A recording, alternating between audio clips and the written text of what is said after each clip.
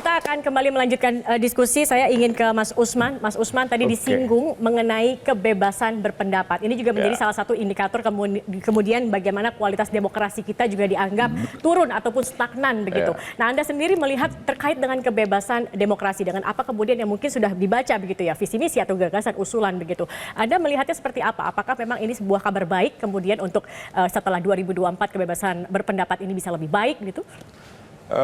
Pertama, untuk kondisi kebebasan berpendapat sendiri sebenarnya kita bisa tengok Biro Pusat Statistik.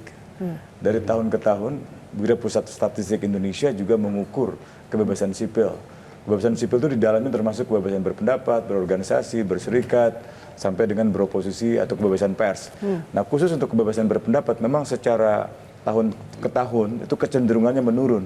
Ada kecenderungan stagnasi, maksudnya jalan di tempat, tapi juga ada kecenderungan yang sangat jelas turun arahnya gitu.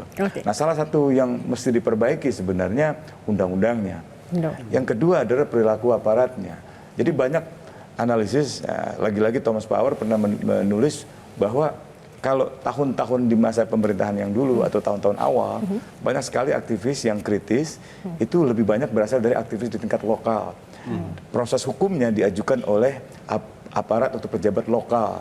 Intimidasinya dilakukan oleh aparat pejabat lokal. Tapi semakin ke sini, justru aktivis-aktivis yang menjadi sasaran, itu aktivis-aktivis di tingkat pusat. Dan pejabat yang melaporkan, itu pejabat-pejabat pusat.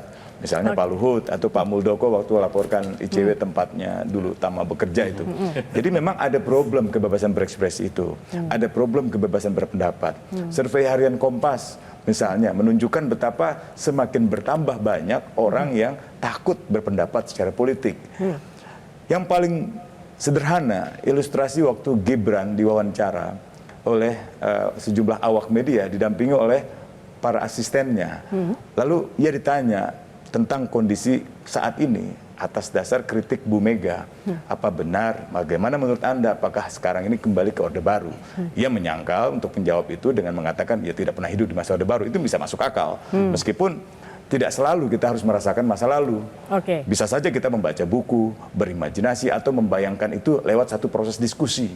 Tapi yang penting dari dalam percakapan dengan awak media, Gibran mengajukan pertanyaan, apakah ada di zaman sekarang ini seorang presiden dihina, orangnya ditangkap. Asistennya sendiri mengatakan ada ditangkap. Jadi ini suatu soal yang saya kira memang harus diakui, bukan tidak ada, memang masalahnya real gitu.